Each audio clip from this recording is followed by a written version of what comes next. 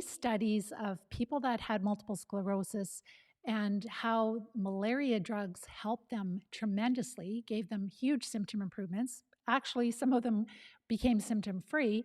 And also, we're going to talk about other compelling research that shows that malaria drugs may be a very, very helpful treatment for multiple sclerosis.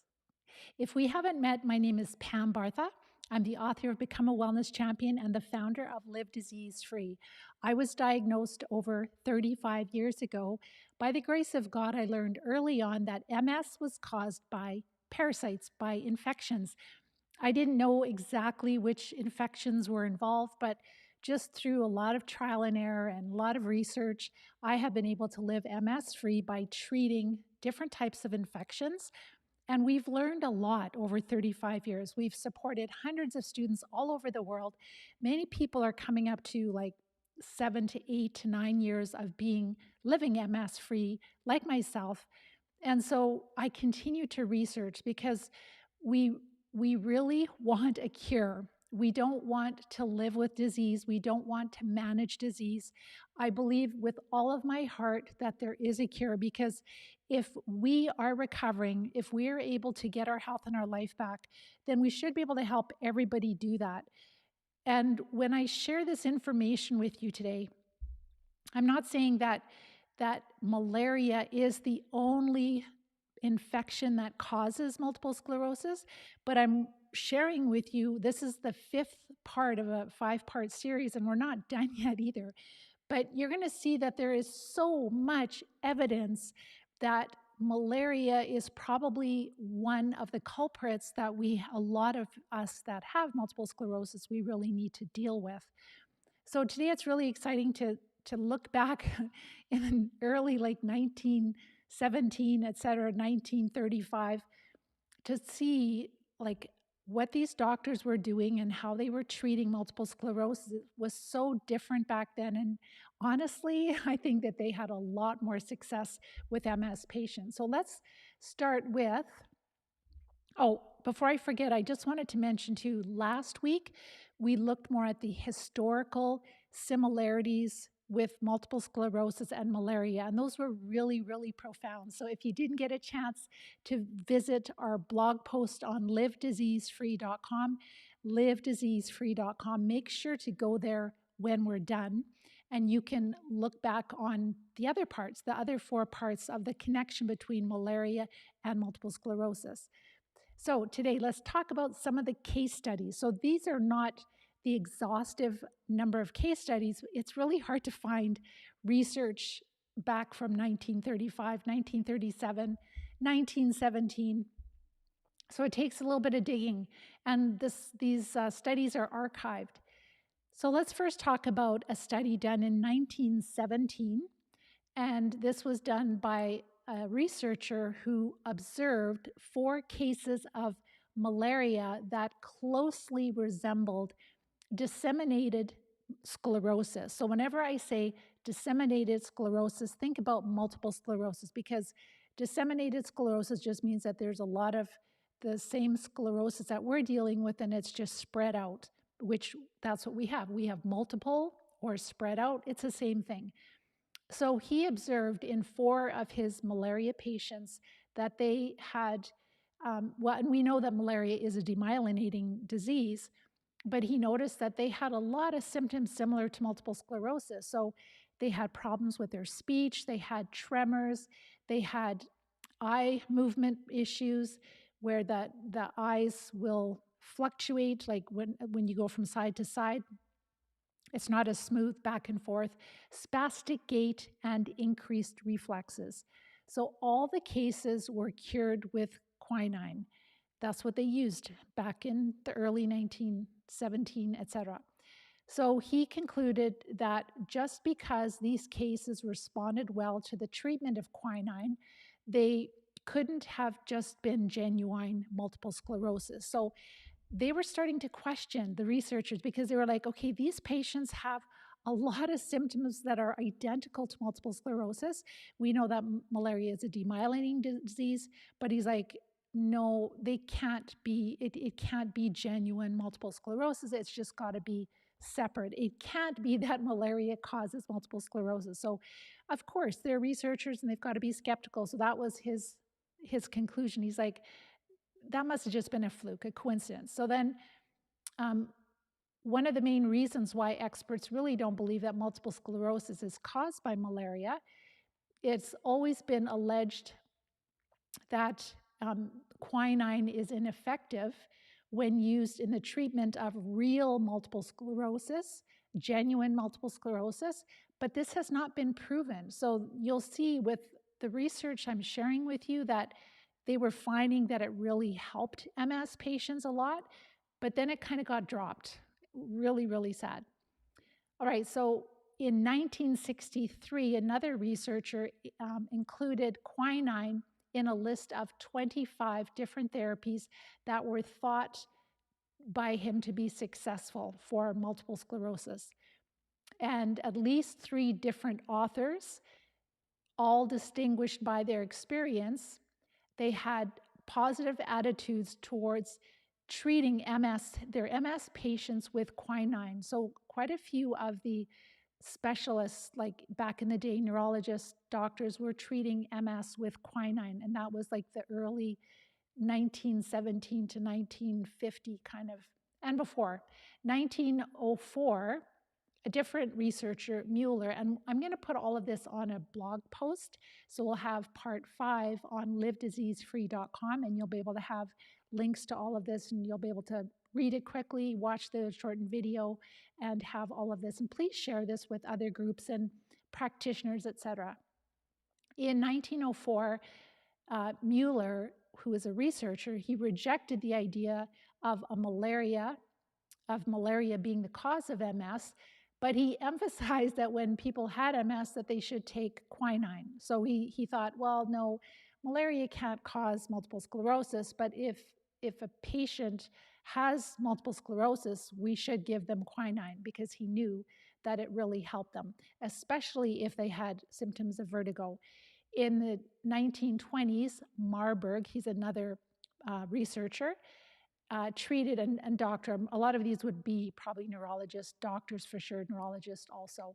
He treated MS with quinine, and he found it to be tonicizing as long as they were given small doses. So he found it to be helpful as long as they didn't give too much.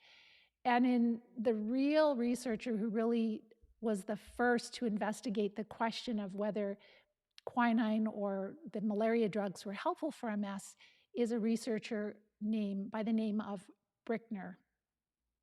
And this was 1930 to 1935. He treated 50 patients over 5 years. And he found that he shared the experience of 5 years with 49 patients, so I guess not 50 patients, but 49 patients, seems to justify the conclusion that quinine is beneficial in cases of multiple sclerosis, especially in the early stages of MS. And again, later on, he said again that a general view of the present status of his 49 patients as individuals strongly indicates that quinine therapy has been helpful for them, has been really helpful. And he believed that the MS lesions might be produced by the action of a circulating fatty substance. So he didn't connect it with malaria. He didn't say, well, they're probably having a lot of symptom improvements because they have malaria by taking a malaria drug. He thought that it had something to do with like a fatty substance, and the malaria drug was dealing with a fatty substance, but that theory that he had was disputed, and they later said it was wrong. But he was under a lot of attack, and so he had to actually put out another paper where he kind of backtracked, because back in that day already, they were really opinionated about what therapies would be good for MS and what wouldn't. And then in 1965, another researcher, in his overview, what he did is he really looked at, the drug treatments for MS, and he didn't mention Brickner's studies. And Brickner's, the 49 cases that he worked with, that all that research has kind of just disappeared and nobody has challenged. So in science, what we normally do is like if somebody finds a certain result, then other researchers will do further studies to challenge to see if they can duplicate the results. And nobody has carried that on. It just kind of got lost. Nobody carried on with researching whether the malaria drugs are helpful for MS, except for in just recently, we'll talk about the University of Calgary, where they found hydroxychloroquine is helpful. And we did a blog post on that also for primary progressive multiple sclerosis. So unfortunately, the research kind of got lost and it kind of stopped. And as I mentioned before, that that would have been 1965, not 1000. I think I said 1965 for that last researcher. So with this research, it's so significant by finding that quinine and quinine hydrochloride, those two drugs, the malaria drugs, that they're so helpful for MS. It's so significant because they have been finding malaria antibodies in MS patients historically, and they also have been finding malaria parasites in MS patients. This is all historically. This is all 1935 and also back to the 1800s that I shared on last week's information. So, and it's really important to know that it's difficult to find the antibodies and to find the parasites if we have a chronic silent infection. So if we've had a low-grade malarial infection that moves into the central nervous system, like our body clears it in our body but not in the central nervous system, they're not going to be able to pick it up. It's really hard for researchers to pick it up. But nonetheless, they have found antibodies to the protist that causes malaria, so the parasite that causes malaria. They found them in 30 to 40% of the MS patients studied. So it would be higher, but at least 30 to 40%. And they've also found the actual parasites in less than 20% of MS patients. So these results are really striking because none of these patients, they have been in an area where malaria is endemic, so that means where they have malaria infections, and they've never traveled to a place where they have malaria, and also they've never shown any malarial attacks in their history. So there was another study, and I'll talk about, I think it's Spiller, I'll find his name in a minute because we're going to talk about another big case study, but he was a neurologist at Pennsylvania University. It might have been Penn University of Pennsylvania. And he found that he had a patient who had multiple sclerosis for several years and he died. And it wasn't until they examined that patient after his death that they found a lot of the parasites in his brain moving out of small blood vessels in the brain and in the spinal cord of the patient. So this is really uncharted territory. It's like something that was really picking up momentum with respect to, identifying parasites, antibodies, treatments, and then it just got dropped. Another 1945, another researcher remarked that what's really helpful is that when you start treating somebody with malaria, that's when you do the malaria test because they show up a lot better. The parasites show up. So if you are going to work with a practitioner and your practitioner believes that you could potentially have a malarial infection that you need to treat, then what is helpful is to actually, when you start treating, then you do tests. So you could do tests before, but you may not pick up the parasites as well as if you start treating and then you do the test. They found that they're able to find the parasites a lot easier when they have started treatment. So the next is a little bit more like detailed case study of somebody who was diagnosed with multiple sclerosis and virtually had a real, I wouldn't say cure because she still had a couple of minor symptoms, but she was like living her life and she felt that she was pretty much symptom free. So the patient history, so this all started in 1934. The first appointment to this doctor was in 1934. It's a study, again, I'll share it in our blog post this weekend. Make sure that you go to livediseasefree.com and make sure to share your email address. In the top, there's a little place where you can put your email address so that you're connected with us and you'll always get emails when we have our newsletter, when we release this research that I share every week. So with this case study, it is called Multiple Sclerosis Treatment with Quinine Hydrochloride by Dr. Stanley Conklin. And the patient history was that this patient was first seen by this doctor in October of 1934. This patient was 27 years old at that time, an American housewife, and she had no symptoms or no real symptoms 3 weeks before she was admitted to the hospital. And when she was admitted to the hospital, she had tingling in her hands, difficulty writing. Both hands were clumsy. The symptoms gradually increased in severity. She was starting to have mobility issues. She had to be supported when she walked. She had difficulty getting up from sitting down. Also affected her personality, started to have a little bit of changes in personality. Her memory was affected, and she had pain, colic in her stomach. She didn't have nausea or vomiting, but she just had pain in her stomach. And she had chronic sinusitis, and she had obesity. She was overweight, and she also had that eye condition, the nystagmus or nystagmus. And that's literally when your eyes, when you move them over to the left and they kind of wiggle back and forth, and you move them over to the right and they pulse back and forth, or they move back and forth. And she had her tongue was coated heavily, and that we used to think that was always candida, but it's not always candida. And she also had no atrophy in her legs, so she still had her muscle tone because she hadn't been disabled yet. But she was really uncoordinated, and she would fall while walking with her eyes closed. So she could not walk with her eyes closed without falling. She had to be supported. She was unable to walk a straight line with her eyes open.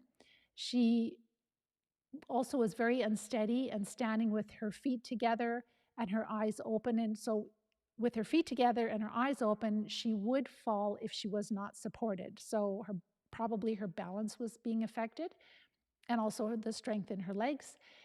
And they did all the history and the clinical observations, lab finding, and they decided that they diagnosed her with multiple sclerosis. And so then this doctor talked to a neurologist, a different neurologist, and his name is Spiller, and he is I look back on him, and he was, I don't know if he was the head of neurology, but he was very well respected in Philadelphia, it's Philadelphia, in that university, and was consulted, and that neurologist suggested that this doctor should put his patient on quinine, or actually quinine hydrochloride. And so she started, she first appointment was in October, the end of October. She started treatment the same year in November, like around the 18th. So like 18 days later, she started treatment. And they followed the advice of Dr. Brickner. Remember the doctor, he might be a neurologist, but the doctor who treated 49 MS cases with quinine. And so the first dose was 5 grains of, I'll just call it QH, and that is quinine hydrochloride, so QH. So 5 grains 3 times a day. And they look for a specific condition where you can have a reaction to this drug. And she did not have a reaction. So then they continued on with the 15 grains per day.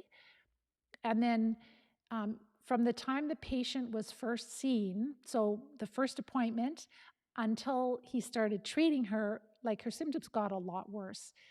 She also had a really bad itching, burning, and pain in her hands. She wasn't sleeping well. Sleep was impossible. So this all happened before she started the QH. By the end of the second week of taking this medication, she already started to improve. The pain in her hands were less frequent and they lasted for a shorter period of time. Her sleep really started to improve. She was able to get up out of the wheelchair for a short period of time each day, and her appetite improved. And at the end of the third week, the improvement continued and all neurological symptoms were subsiding. The pains in her hand occurred only twice a day. She was able to walk alone a little bit each day and slept well without medication. So this was literally like by the third week of being on this medication. And then February, so remember I said she started in November, and then by 3 weeks she was already able to start walking alone a little bit each day. But by February, the next year, she was walking almost normally. That's very little time, like 3 months or so. The pain and tingling in her hands was dramatically gone. No more difficulty in writing or feeding herself. Her memory was perfect, and she had a good appetite, and she was able to gain weight again. And maybe she lost a bunch of weight when she was sick, because I know she was obese when she started, but then she was gaining weight again. By September, so this is not even a year later, 1935, she started 1934 November, so September 1935, she reported that she was in excellent condition. All summer she had been leading a normal existence, taking long walks, bicycling, swimming without ill effects. The trouble in both of her hands and her feet had not been noticeable since early spring. And the only neurological symptom that she had left was she still had, like, I think it was when you move your eye to the left, there's a little bit of moving back and forth. And when you move your eye to the right, it's a little bit of moving back and forth. So that uh, nystagmus. But very slight positive Romberg. I didn't check what that symptom is or what that is. And a very little difficulty in walking a straight line. But otherwise, she was like, that's miraculous. She didn't change anything else in her life. She just took a malaria drug.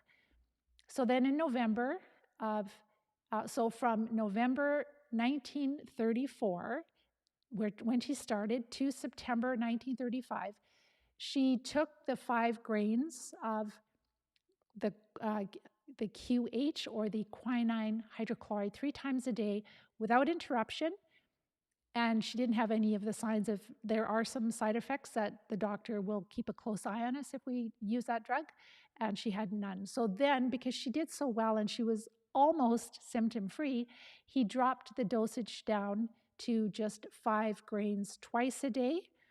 And then in January, so that's like just over a full year, a year and a month, then her condition appeared to be very good. So the dosage of the quinine was again reduced to 5 grains once a day. So went 3 times a day, twice a day, down to once a day. And she continued to take it to the present time of when that study was published. So that's kind of like when people have lupus or they have arthritis and they're taking hydroxychloroquine, they end up taking the hydroxychloroquine ongoing. It's probably that it's not effective enough to completely sterilize our body from the parasite, but it actually is really helping to make it so that the parasite stays in a very, very small amount in our body, and we're virtually symptom-free. And then he said in a letter from the patient, this was the end of January 1937, so that's a couple of years later, because she started, 3 years later, she started in 1934, and so this was 1937. She stated that she felt perfectly well during 1936, except for she had the flu once. And the patient then was living close to Dr. Brickner, who had all that experience helping MS patients with quinine. So she started to work with him. And he reported in February 1937 that she was symptom free and she still takes quinine. On 2 examinations, he only found the following neurological symptoms. The right foot does not extend uh, quite as well as the left, and there's a slight unsteadiness in the gait when walking a straight line, but that was only with really high heels. And the finger to the nose test, there was a slight, he could notice a very slight tremor, but otherwise she was just fully living her life. Amazing. So am I saying that this is a cure? But man, this is probably really getting on the right direction for some of us as far as one of the parasite treatments, or one of the parasites that we need to treat. Could we treat it better? Like this was back in the 1930s. Yes, obviously we can treat malaria better today. And also, maybe she had other parasites that she should have treated, and she didn't probably do any other holistic healthy things, because back in the day, myself included, we would just think, well, I'm healthy, I eat healthy, and I just go to my doctor, and my doctor fixes me. And then we realize that that just doesn't work. So she had amazing. And then other comments were just that she was normal. So this case really illustrates that, like how, and not just this case, but also his other 49 cases. And I haven't gotten that paper from him yet because it's archived, so it's going to take a little bit to get it. But I want to read a little bit more about those other 49 cases, like the experiences. But this is really, really dramatic. So they were finding, like some of these doctors that knew this back in the day, neurologists, they were treating MS patients with quinine or quinine hydrochloride and having just life-changing experiences. And I don't know if it was all of them, like we'll find out, but like I said, we do know that there's other parasites that can cause all the symptoms of MS also that are demyelinating parasites, like for example, neurosyphilis and Borrelia, right? So it's not, and probably Babesia, which is similar to malaria. So it's not that this is the only one, but this is really significant and really exciting. And I'm just thinking, I'll just finish off here and then I'll go to your questions. So, some people might say, well, maybe this lady in this one case study, she just had spontaneous remission. But when you see that, like when she took this drug, she had an immediate, like within 2 weeks, a significant improvement, and it continued to improve, then you go, no, that's not a coincidence. And also, let's see here, I just wanted to share a couple of other things.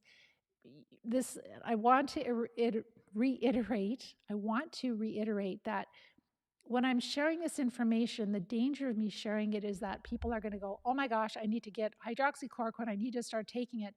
But you need, and this is the whole thing about treating parasites without having support, you've got to understand the adverse effects of these drugs. There's always adverse effects, and it can affect your vision. It can affect, there's a lot of different symptoms that you can get. So that's why doctors will monitor you. They'll make sure that you don't get the side effects. So I'm just saying that you want to know about this information so that you can play an active role in your recovery. You can respectfully work together with your practitioners, but to do this on your own is not a good idea. And remember that a lot of these doctors were talking about how it's more helpful in the early stages of MS. So like probably with the drugs they were using, the malaria drugs, if the malaria becomes chronic in the brain over years, then it might be harder to treat with the original quinine. Maybe it doesn't cross the blood-brain barrier as well. And so then we have to look at other ways. So I know that, I'm pretty sure it's the CDC. On their website, they talk about artesunate is the choice of treating malaria. And I did a little bit of searching, like does it cross the blood-brain barrier? It appears that it does, but I need to research that a little bit more. But the problem is that we're not getting researchers to look into this because there's no money in treating malaria or these parasites. Like, these drugs are old, they're not patentable, and so they don't want to research these drugs. And that's why we're not finding the cure. And we have to find a way that we can support researchers that are looking for a cure. We have to be able to, crowdfund some money. And I don't think it has to cost millions of dollars. But for example, the University of Calgary, they brought out that last study with primary progressive multiple sclerosis and hydroxychloroquine, and to support those kind of researchers, because and Dr. Alan McDonald with the research, if you can find him, he did have some, I think it was GoFundMe pages to support his work, to support the University of Calgary, where they're doing the research that is going to actually lead to a cure. Really important. So that brings me to the most recent research, because remember, it got dropped like from the 1960s. And then I told you that the McDonald criteria came in, and that basically got us in a whole different direction, where now we are just literally focused on suppressing the immune system. It's the immune system's fault. But the University of Calgary just released their study in 2021, and it was called Hydroxychloroquine for Primary Progressive Multiple Sclerosis. And that was published again by the University of Calgary, Alberta, Canada. Awesome, awesome people on the right track. So these scientists at this university, they're leaders in publishing important information about, the microbiome and gut dysbiosis and et cetera. Like, unfortunately, they talk a lot about bacteria and viruses, but they do say that there's other parasites, but they just don't know which ones. But this study, they shared that normally there's at least 40%. So in the study group, there was 35 people that had primary progressive multiple sclerosis, and normally 40% or 14 of them, of the participants, they would normally experience a decline in their ability to walk over 18 months during the study. But at the end of this trial, the ones that took hydroxychloroquine, only 8, not 14, but 8 of them got worse. Again, it's not just going to be one pill that cures everyone. It's going to be, like correcting a few different parasites. Like, our students have roundworms. They, especially depending on how long they've been sick, right? The more that our immune system is suppressed and the more dysbiosis we have, and then we're on disease modifying drugs, then we're more susceptible to other parasites. So can you imagine if they changed their diet and they did some health promoting things and they treated other parasites? Like, we've had progressive multiple sclerosis students that recover from MS, that have life-changing recoveries. So can you imagine if you use a holistic approach to treating, where this is part of it, where we're treating the malaria as part of it? They found that the anti-malarial drug hydroxychloroquine, it reduced the activity of the immune cells in the central nervous system. Again, they're talking about it in the wrong way. Of course, if you start treating parasites, the immune cells are not going to be as active. It's like your soldiers don't have to fight as much if you don't have as many parasites. And it had neuroprotective effects. So participants in the study, they took 200 milligrams of hydroxychloroquine twice a day for 18 months. And this is the typical dose that they give lupus and patients that have rheumatoid arthritis. So their conclusion was, in people with primary progressive multiple sclerosis, hydroxychloroquine was associated with reduced disability worsening. Hydroxychloroquine is a promising treatment candidate for PPMS, and it should be further investigated in randomized, controlled clinical trials. But those are expensive trials, and who's going to do those? Nobody. And that's why, since 2021, we don't have any word on any studies that are continuing. So I want to share with you, before I go to your questions, I want to share with, the volume's not up? I think it is. Let me just check. I hope it is. Yeah, it's up. Should be up. Let me just check the audio here. Maybe check your computer.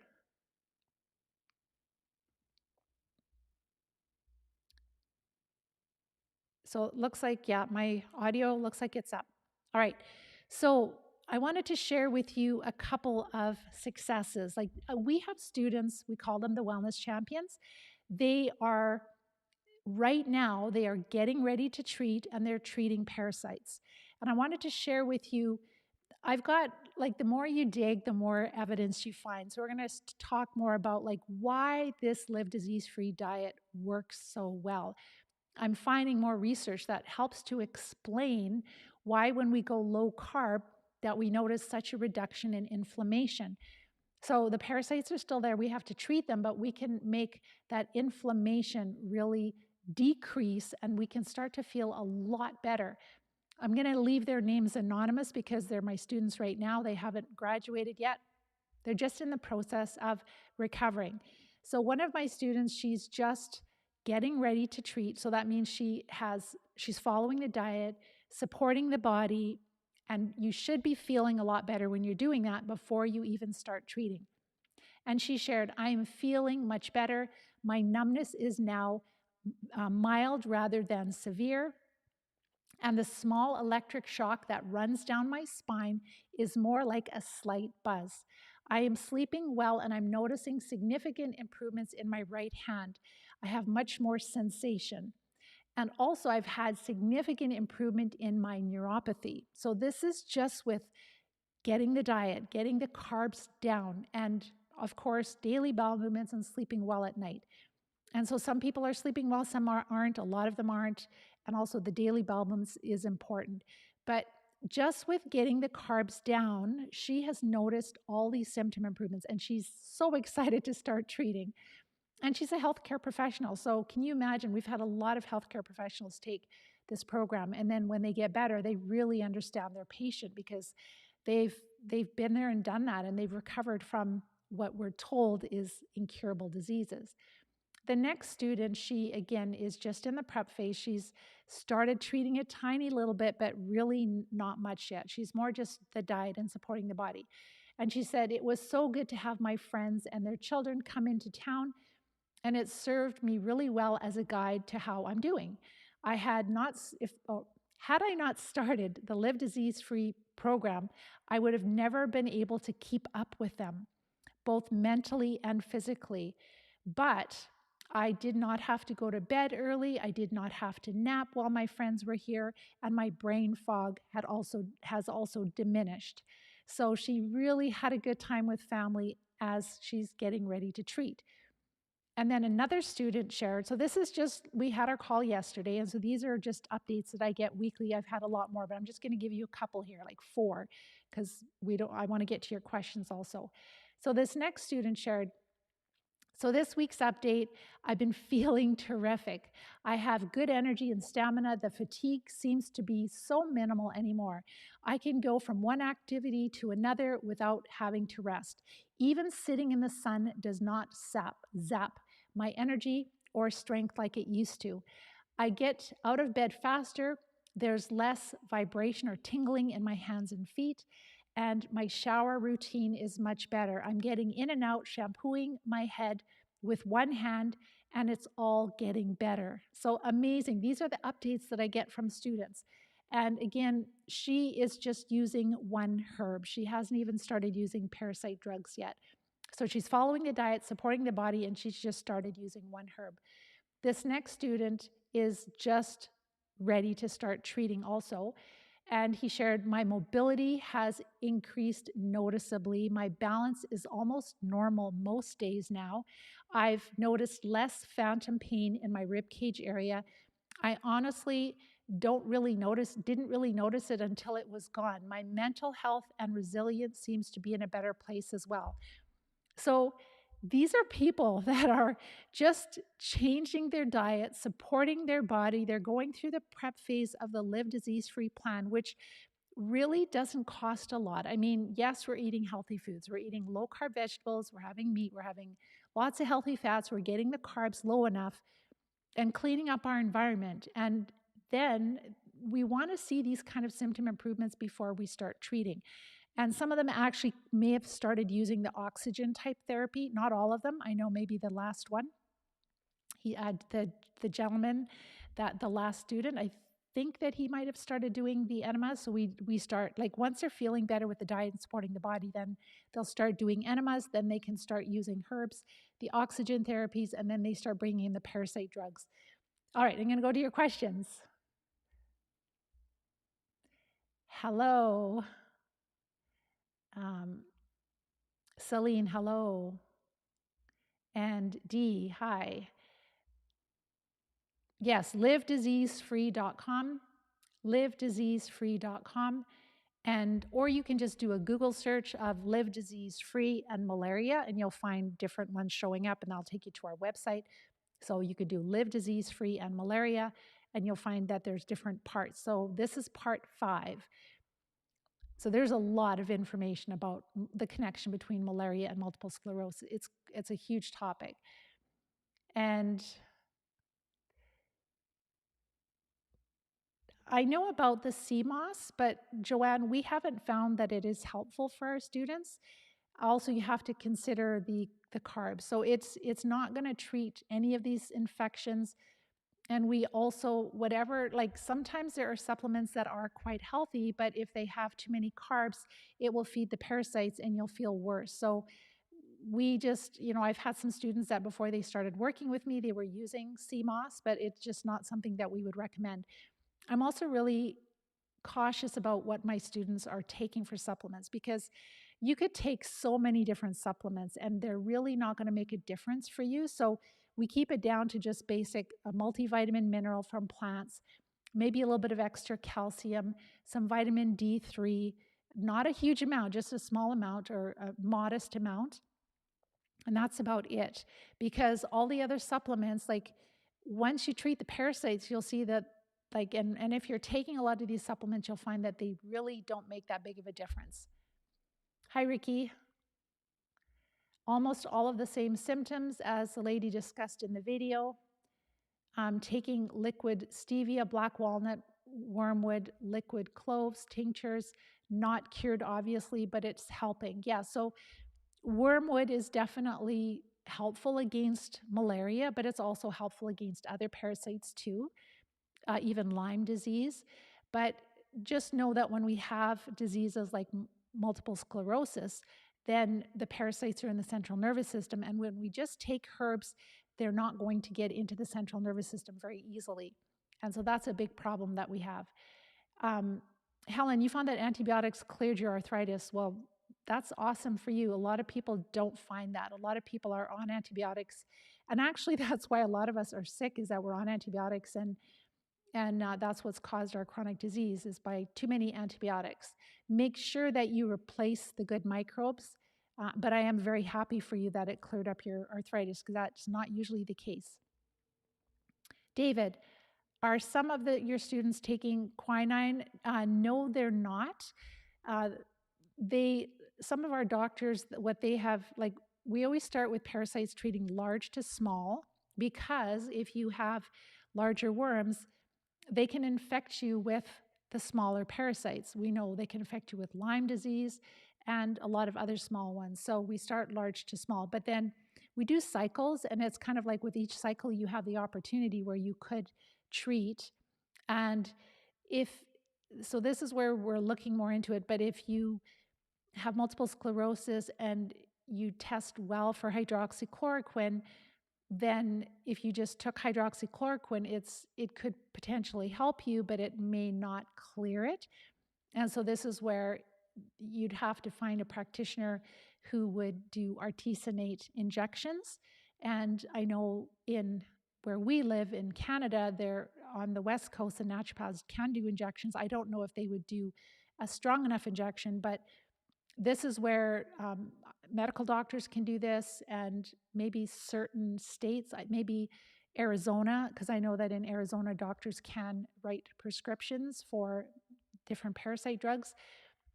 So there are more and more doctors that are becoming interested in this and wanting to help. And what we have to do is we have to give them the evidence so that they can see that there's a rationale for why we want to look into, this possible potential parasite, that we could have a low chronic form of malaria that's entered into our central nervous system. And there are lots of different uh, observational things and test results that they can look at. And I don't think it has to be like expensive. It can be even like your red blood cells, if they're off, your lymphocytes, like just a comprehensive panel very often, and then other symptoms. But unfortunately, just you may not have traveled to a country where there's a pandemic of malaria. Malaria used to be present in different countries, in Australia, in the United States, probably Canada back in the 1920s and 30s, and they had big outbreaks of malaria. And so they assumed that malaria is gone, but it sounds like that there is still some mosquitoes that carry it and people are getting infected. And it's probably people that have been on too many antibiotics that are more susceptible to the parasites getting a handle on their body. So that we see that very, very commonly. So, and again, don't expect a cure, like especially if you've had MS for years and years, like those people that in that University of Calgary study, there was a higher percentage, like 40% of them did not progress as quickly, which is huge. That's bigger than the MS drugs can offer us.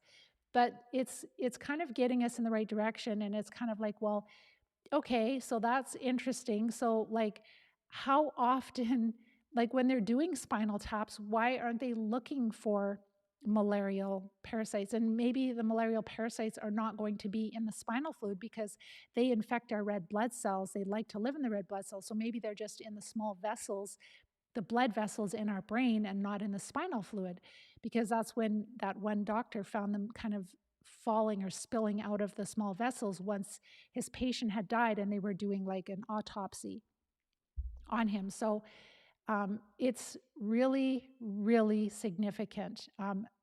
Make sure you go back to last week's topic on Live Disease Free under blog. You'll see my posts there, and that is there's a huge amount of evidence, historical evidence, like really compelling historical evidence linking, malaria patients with MS patients. And now I've just shared with you, MS patients being treated with malaria drugs. And there's several parts, so we're not done yet.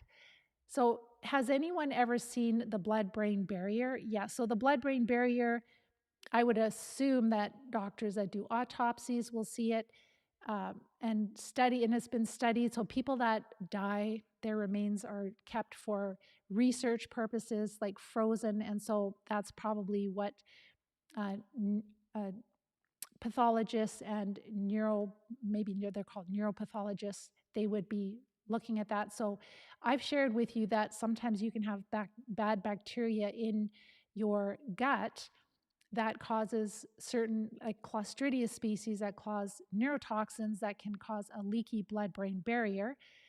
And that's totally different than having malaria infecting your red blood cells.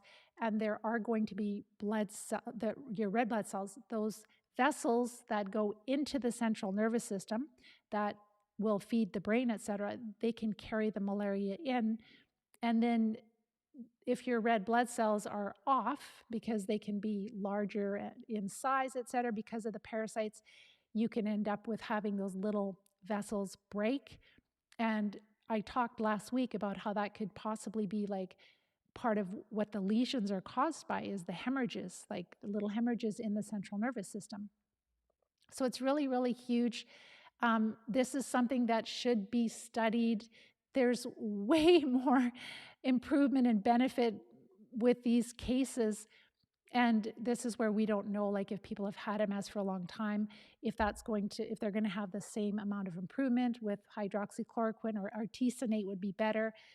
But for some people, it might be a really big thing. So for me, when I'm working with a lot of students from all over the world, like some students, like I've been a teacher for forever. And so some students implement better than others. And so that's always a factor, right? That, some people will follow the diet better. Some people really are trying and they think they are, but they're not. But I can't be on the fly on their wall and watch them. I don't know their environment. I tell them, make sure you don't have mold, make sure you don't have a lot of wireless radiation. There's certain things that can make these infections more virulent. But it could also be that some of them have quite a significant, like malaria, and it needs to be treated more effectively. So this is something that we'll be sharing with everyone as we have more experience in this area. I didn't honestly know about the malaria link between MS and malaria. I never would have thought of something like that because I thought that that is just something that is in Africa, not in Canada or the United States, et cetera.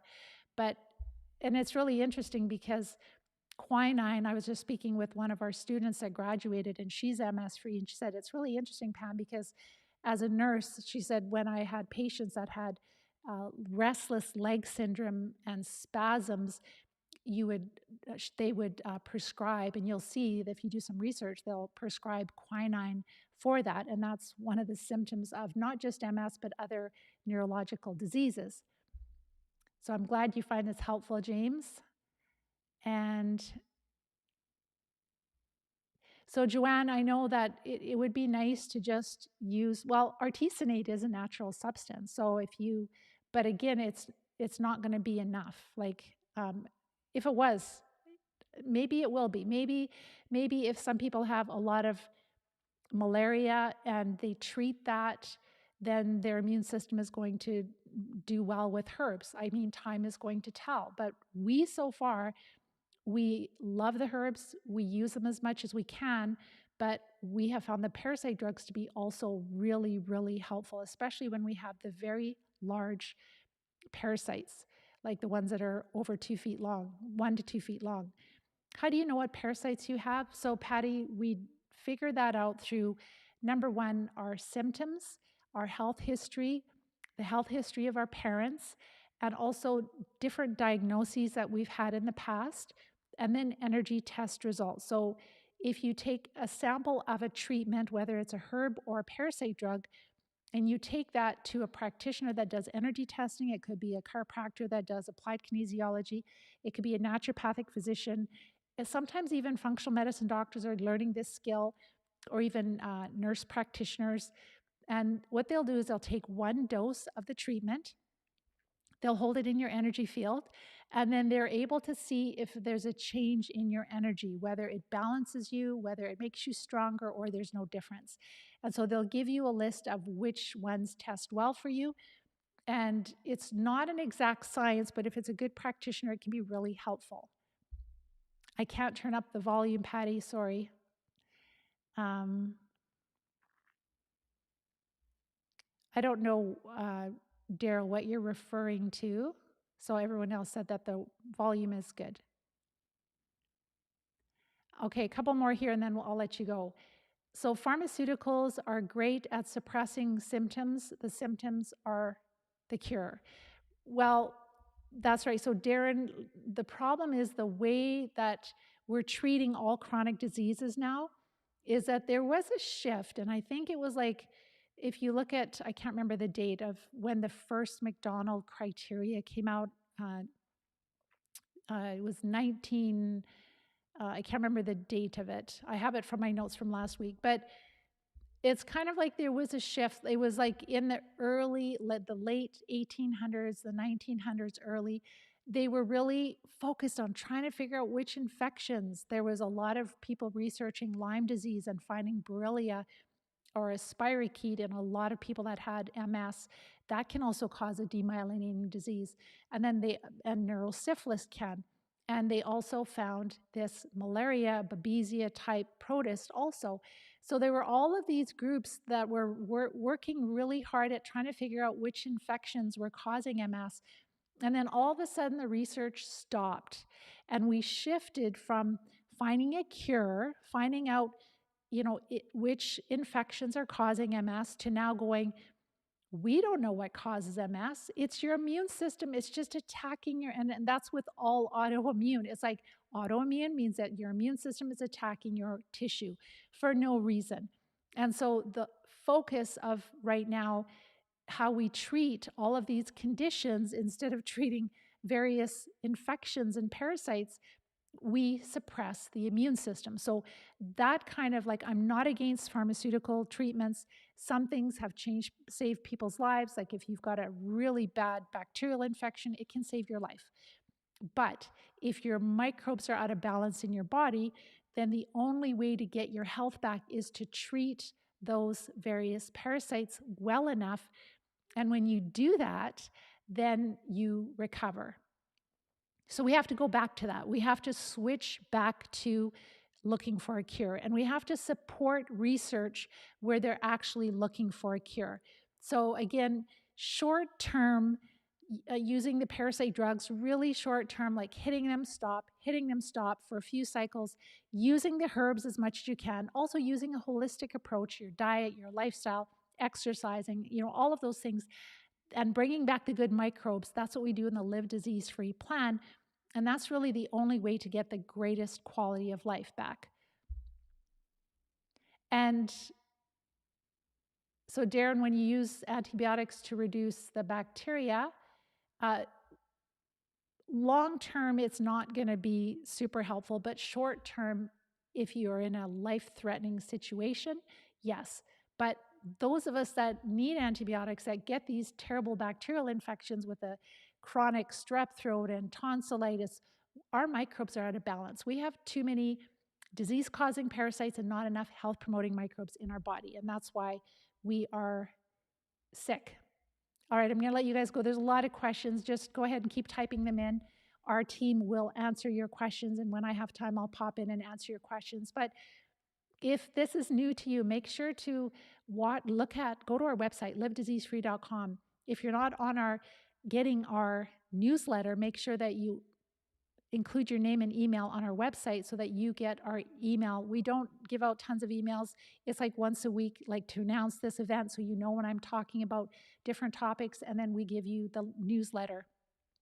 And then if you are at the place where you're like, you really believe that you have parasites and you've been trying to find a doctor and you just don't know what to do, you don't have somebody who is knowledgeable in treating parasites, and you want to be a wellness champion like our students that are working with us right now, make sure to watch our masterclass training. Number one, it'll tell you all the steps we take to recover. Whether you work with a doctor, whether you work with us, you'll know what we do, what the successful proven plan is. And then if you need support, we're here for you. We will help you. We will help you build a game plan. We will help you find the right practitioners you need, but we do it in the most cost-effective way because we don't want to be like with our standard of care right now. It's unsustainable and it doesn't give us the quality of life we want.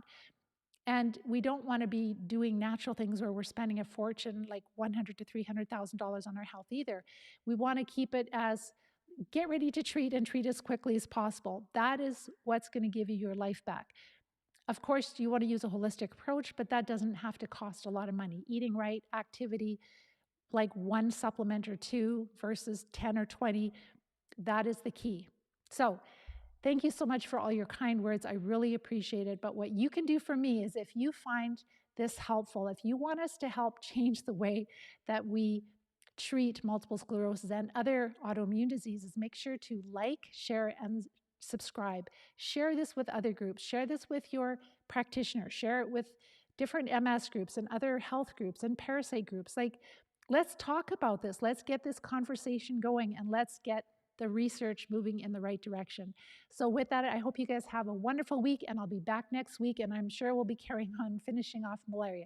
Take care and bye-bye for now.